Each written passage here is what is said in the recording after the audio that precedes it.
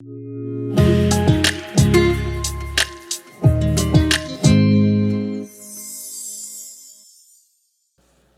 matin tout le monde, j'espère que vous allez bien.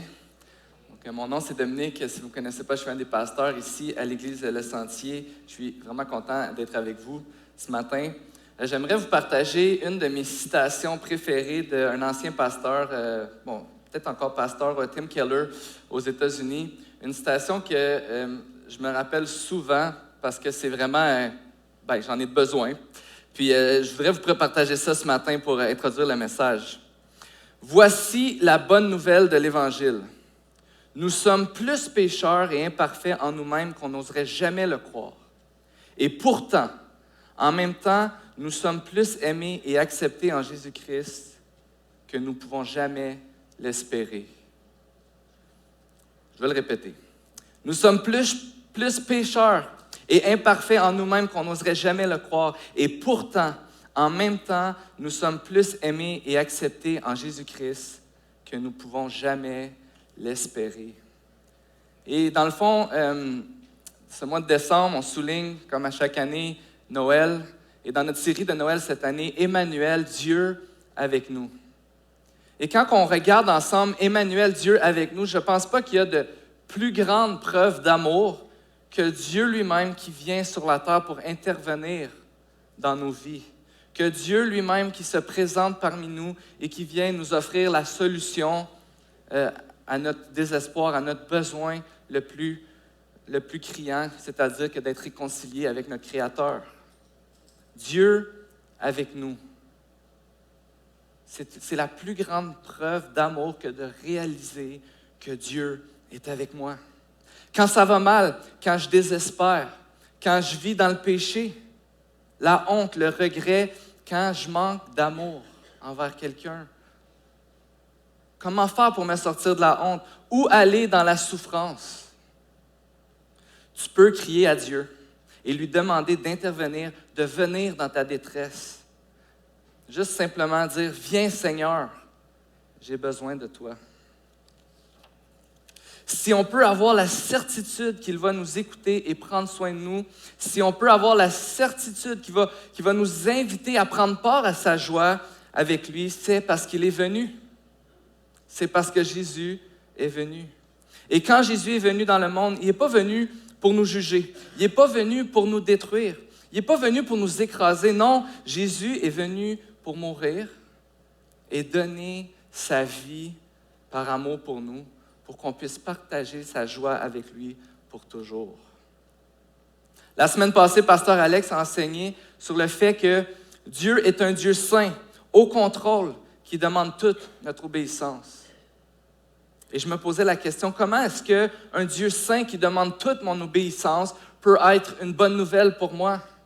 Quand je considère ma vie, quand je regarde mes imperfections, mes manquements, mes difficultés au quotidien, comment est-ce qu'un Dieu qui demande toute mon obéissance est une bonne nouvelle? Si ce Dieu est une bonne nouvelle pour nous, c'est seulement parce qu'il est venu parmi nous, parce qu'il est avec nous. Obéir Dieu est impossible à moins que Jésus vienne dans le monde. Jésus est venu comme un enfant ordinaire, naître dans un étable réservé aux animaux, dans un des endroits les plus sombres. En fait, la nuit de la naissance de Jésus, il a fallu que Dieu envoie des anges pour dire que le roi des rois était sur la terre, parce que personne ne le savait, ce n'était pas évident. Jésus n'est pas venu dans un palais parmi les grands. Non, il est apparu parmi les gens ordinaires pour s'identifier à chacun d'entre nous et nous laisser savoir qu'on pouvait venir à lui tel que nous sommes.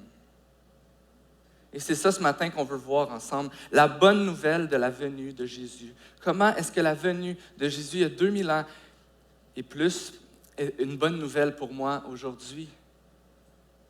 Comment est-ce que je peux voir la venue de Jésus comme étant la plus grande preuve d'amour pour moi aujourd'hui? C'est ce qu'on va regarder ensemble ce matin. Dieu avec nous. Prions ensemble. Seigneur Jésus, on te prie ce matin que tu puisses disposer nos cœurs à goûter à ton amour. Que tu puisses nous laisser, qu'on puisse accepter de venir à toi comme comme on est et qu'on puisse goûter à quel point tu nous aimes, Seigneur Jésus. C'est notre prière ce matin. Qu'on puisse sortir d'ici et de pouvoir dire qu'on a goûté un petit peu plus à ton amour. Qu'on a goûté à ta présence. Merci Jésus d'être avec nous, de nous encourager et vraiment de parler à nos cœurs ce matin par ta parole. C'est dans ton nom qu'on veut te prier. Amen. Donc ce matin, on va lire un passage ensemble dans le livre l'Épître aux Hébreux. Dans l'Épître aux Hébreux, au chapitre 4. Je vais lire les versets 14 à 16. Ainsi, puisque nous avons un souverain sacrificateur, un souverain grand prêtre, qui a traversé le ciel, Jésus, le Fils de Dieu, restons fermement attachés à la foi que nous professons. En effet, nous n'avons pas un grand prêtre incapable de compatir à nos faiblesses. Au contraire, il a été tenté en tout point, comme nous, mais sans commettre de péché. Approchons-nous donc avec assurance du trône de la grâce, afin d'obtenir compassion et de trouver grâce pour être secourus au moment opportun. J'aimerais juste relire le verset 15. En effet, nous n'avons pas un grand prêtre incapable de compatir à nos faiblesses. Au contraire, il a été tenté en tout point, comme nous, mais sans commettre de péché. Dieu avec nous, c'est d'avoir accès à la compassion et à la grâce de Dieu. Dieu avec nous, c'est d'avoir accès à sa compassion et à sa grâce.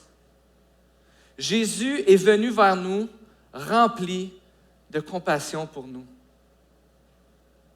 Le petit Robert va définir la compassion comme un sentiment qui porte à plaindre autrui et à partager ses souffrances. La compassion, en quelque sorte, ça l'égale souffrir avec. C'est ce désir de souffrir avec quelqu'un, d'alléger les souffrances de quelqu'un. La compassion, c'est la transformation de l'empathie sous forme d'action. C'est vraiment de s'engager dans la souffrance de quelqu'un d'autre. C'est un désir profond de remédier à la souffrance d'autrui. Et quand on considère notre Dieu, qui est venu dans le monde comme un homme ordinaire, un enfant qui vivait une vie ordinaire, dans une famille ordinaire, dans une ville des plus ordinaires. Jésus a vécu sur cette terre comme nous. Il avait les mêmes besoins que nous. Il devait patienter comme nous. Jésus a vécu sur cette terre, mais quand on considère que ce Dieu était sur son trône, de toute éternité, dans la présence, avec son Père, dans la présence éternelle, il n'avait aucune limite. Il pouvait faire, évidemment, dans sa nature, tout ce qu'il voulait. Il était le Dieu tout-puissant. Il a accepté de venir comme un homme pour souffrir pour nous. Jésus avait tellement ce désir d'alléger, de remédier nos souffrances qu'il a accepté, il a obéi à son Père. Il a accepté de quitter son trône pour venir sur la terre, souffrir et mourir pour le salut de l'humanité.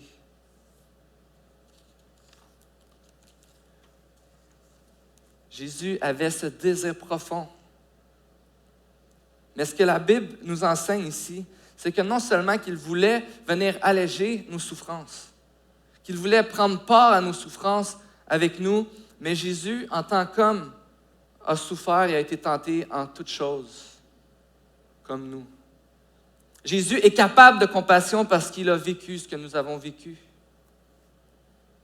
Dane Ortlund a dit dans son livre « Doux et humble », il a connu la faim et la soif, de même que le fait d'être méprisé, rejeté, dénigré, humilié, embarrassé, abandonné, incompris, accusé à tort, opprimé, torturé et tué. Il sait ce que veut dire se sentir seul. Ses amis l'ont abandonné au moment où il avait le plus besoin d'eux. S'il avait vécu de nos jours, tous ses abonnés de son compte Twitter et tous ses amis Facebook l'auraient laissé tomber à l'âge de 33 ans, lui qui ne laisse jamais tomber personne. Jésus a souffert, Jésus a vécu ce que nous avons vécu. Jésus te comprend. Et c'est ça qu'on veut voir ensemble ce matin. Dieu avec nous veut dire que Jésus, que notre Dieu nous comprend. Une partie de sa nature, c'est que Jésus était un être humain comme toi et moi. Il te comprend. Peut-être que ce matin, tu es ici et toi-même, tu souffres présentement d'injustice. Tu souffres de relations brisées. Peut-être que tu souffres de solitude. Peut-être que c'est que tu souffres dans ton corps la maladie qui est en toi. On vit dans ce monde qui est déchu à cause de la chute, à cause du péché, et on vit toutes sortes de souffrances. Et parfois, on se sent dans nos souffrances, on se sent incompris, on se sent seul, on sent qu'il n'y a personne qui peut vraiment compatir à ce qu'on vit spécifiquement. Mais la parole de Dieu nous assure que Jésus, notre Sauveur, peut compatir avec nous comme personne ne peut compatir avec nous parce qu'il a été tenté en toutes choses. Jésus est compatissant. Il te comprend. Et vraiment, parfois quand on souffre, quand on vit quelque chose, on se met dans notre tête qu'on est les seuls à vivre ça. Et quelqu'un a dit un jour, si tu n'as pas encore souffert, c'est parce que tu n'as pas encore vécu assez longtemps sur cette terre. La souffrance fait partie de la vie. Et ça nous entoure tellement, c'est tellement grand dans nos vies souvent qu'on ne sait pas où se tourner, on ne sait pas où aller. Mais à Noël, on se rappelle que Dieu avec nous veut dire que Dieu est venu parmi nous et qu'il comprend exactement ce qu'on vit. Il nous comprend parce qu'il partage nos souffrances, parce qu'il a partagé nos souffrances. Et il peut nous en libérer parce qu'il n'a jamais péché. Quand Jésus est venu sur cette terre, il était à la fois complètement homme, mais complètement Dieu. Jésus a été tenté en toutes choses. On le voit même, ce passage où il va être tenté dans le désert. Mais il a été tenté en toutes choses par les maux, les souffrances de la vie. Et jamais Jésus a succombé à la tentation. Et quand on y pense, c'est que si Jésus n'a jamais succombé à la tentation, c'est que jamais personne n'a été tenté autant que lui, sans péché. Jésus peut comprendre plus que personne qu'est-ce que ça veut dire être tenté, vivre de la souffrance. Il a partagé nos souffrances et il nous a libérés du péché. Sa compassion est démontrée à la croix alors qu'il porte le poids de nos péchés et il vit la souffrance des péchés du monde. Jésus porte le poids de nos péchés sur ses épaules à la croix. Et il nous libère du poids de nos péchés. 2 Corinthiens 5, 21 dit « Celui qui n'a pas connu le péché, il l'a fait devenir péché pour nous afin qu'en lui, nous devenions justice de Dieu. » Les théologiens appellent ce verset la grande échange. La plus grande échange qui a été fait dans l'histoire de l'humanité quand Dieu a échangé nos péchés contre sa justice. C'est le temps des fêtes qui approche. Peut-être que cette année, vous allez enfin pouvoir refaire des échanges de cadeaux. Et il y a toutes sortes de formats d'échanges de cadeaux. Il y a celles qui sont quand même cool. Là, on met un bon montant pour acheter quelque chose de beau, puis là, on se partage, puis on est tous excités de savoir qui on a pigé, puis est-ce que j'ai pigé la personne la plus généreuse dans la famille, puis on toutes sortes de questions. Il y a des échanges de cadeaux qui sont vraiment le fun comme ça. Mais parfois, il y a des échanges de cadeaux, c'est pour rire.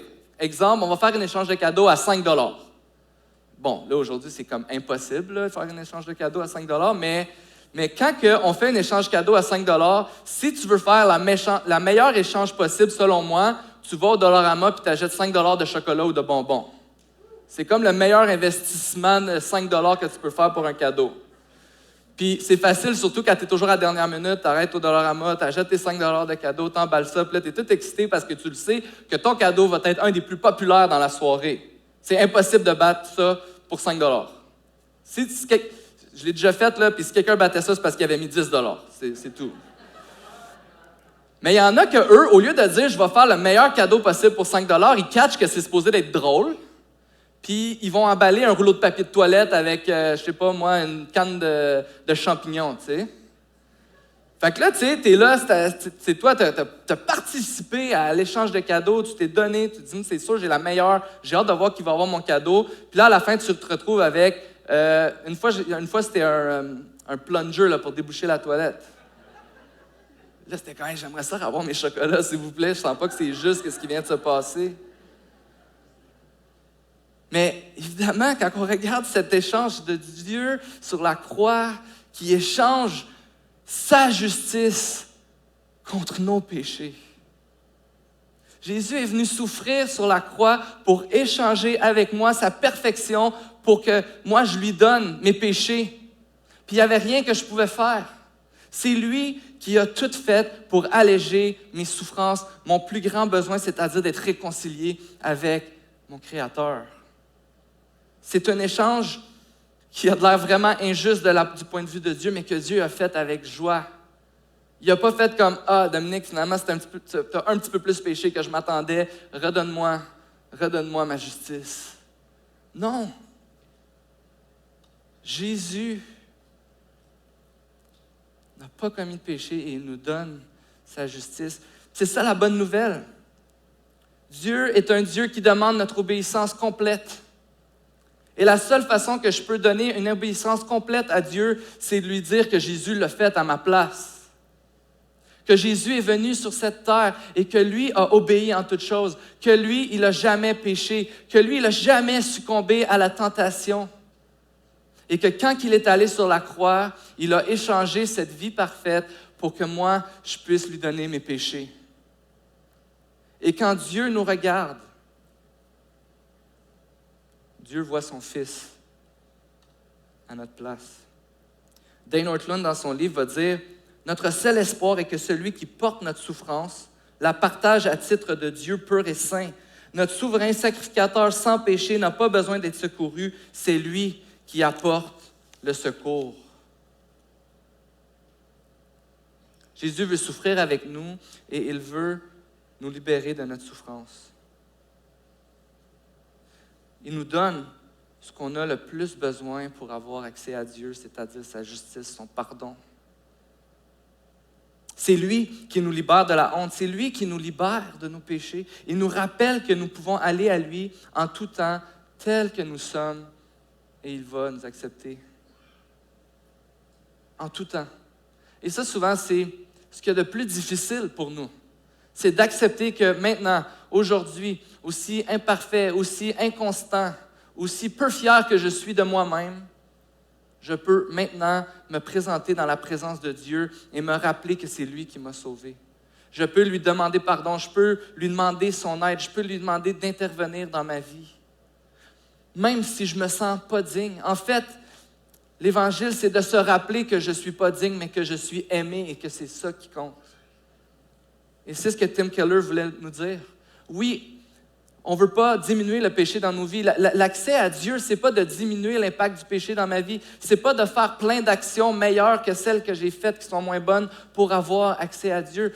Non, l'Évangile, c'est que malgré que nous sommes pécheurs, Jésus veut nous recevoir tels que nous sommes.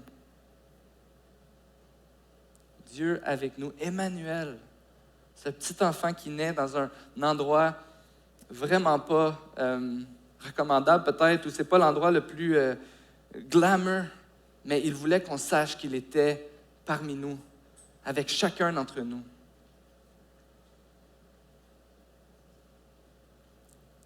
Mais Dieu avec nous, c'est avoir cet accès à sa grâce et sa compassion, et ça, c'est notre plus grande espérance pour nos vies aujourd'hui.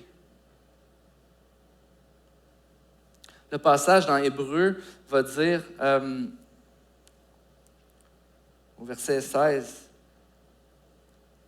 En fait, au verset 14, « Ainsi, puisque nous avons un souverain grand prêtre qui a traversé le ciel, Jésus, le Fils de Dieu, restons fermement attachés à la foi que nous professons. » Si vous vous rappelez, on a fait une série dans le livre aux Hébreux l'année passée, et une des choses qu'on avait dit, c'est que la lettre aux Hébreux a été écrite pour convaincre les gens qui remettaient en doute le christianisme que Jésus était vraiment le meilleur, que Jésus était efficace et suffisant et qu'il n'y avait rien de meilleur que lui, et que tout l'Ancien Testament, toute la parole pointait vers le fait qu'il était ce que chacun d'entre nous avons besoin. Et ici, on voit que Jésus intercède au ciel en notre faveur aujourd'hui et pour toujours jusqu'à son retour. C'est comme si Dieu plaidait en notre faveur. Il est pardonné. Il est aimé. Il est approuvé. C'est un enfant de Dieu. Il nous écoute.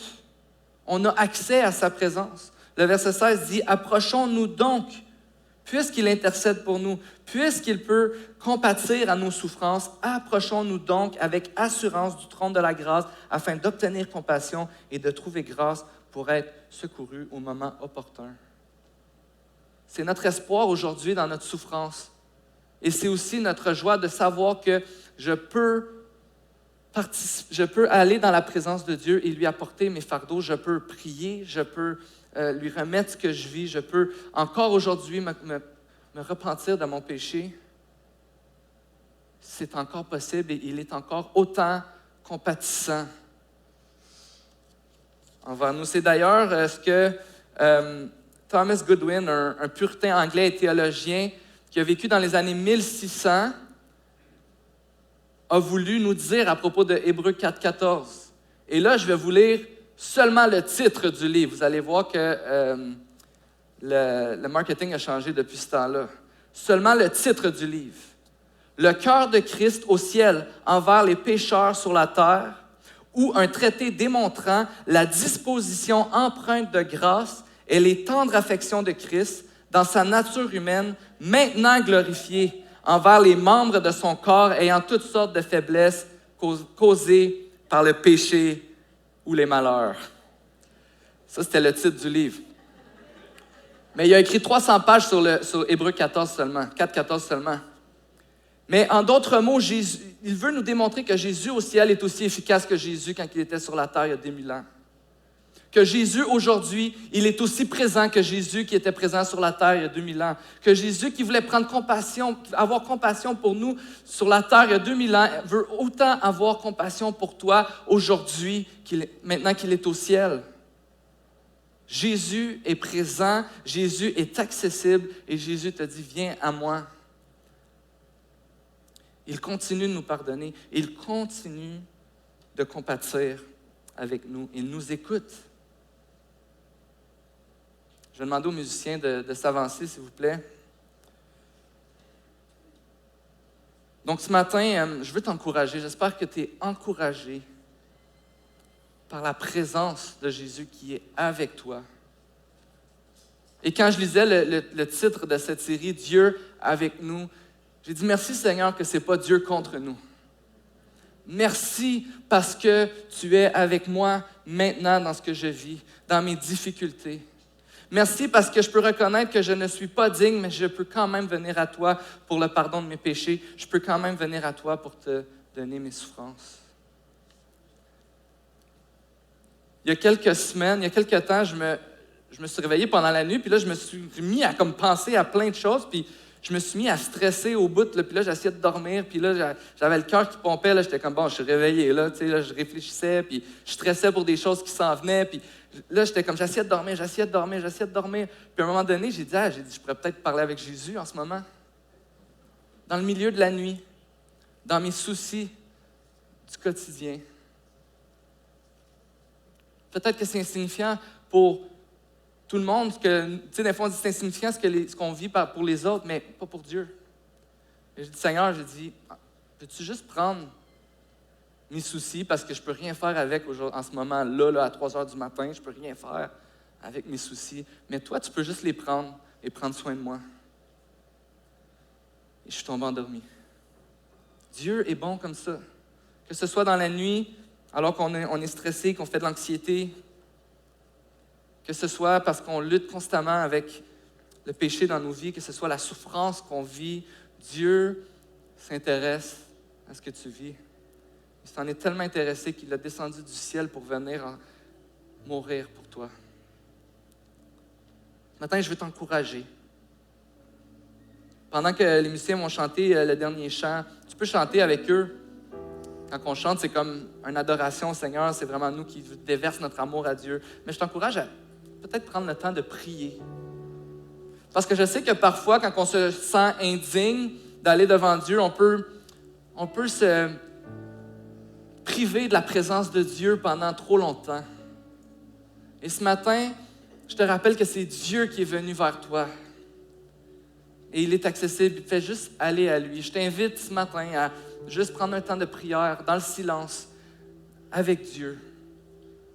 Dis-lui comment tu te sens. Dis-lui ce que tu vis. Il le sait déjà, mais il veut simplement prendre soin de toi.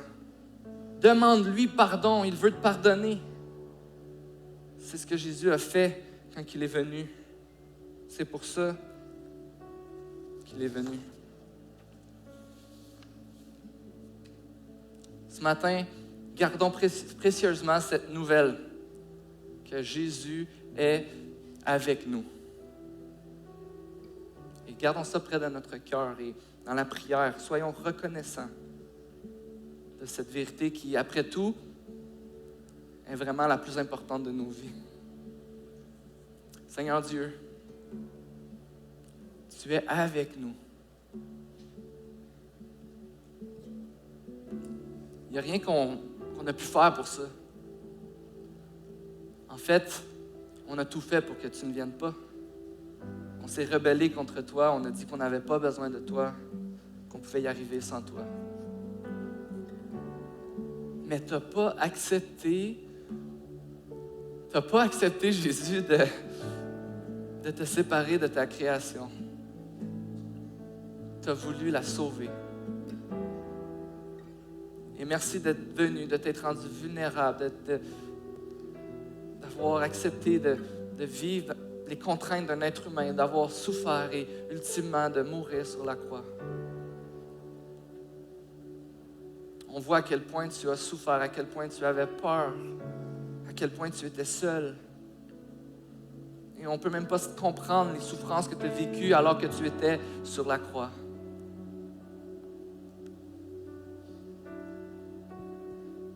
Et comme on a entendu, je pense, dans une des vidéos qu'on a faites, c'est ça Noël. Parce que sans Noël, il n'y a pas de Pâques. Et Seigneur, je suis tellement reconnaissant, et on est tellement reconnaissant que tu sois venu. Et ma prière ce matin, c'est qu'on puisse, s'il y a quelqu'un ici dans la salle qui a besoin de venir à toi, mais qui est incapable, Seigneur, c'est mon désir que cette personne puisse accepter que tu es un être compétissant, rempli de grâce, et que c'est ce qu'il a de besoin. C'est ce qu'il a de besoin. Merci Jésus pour ton amour. Et merci parce que tu es avec nous.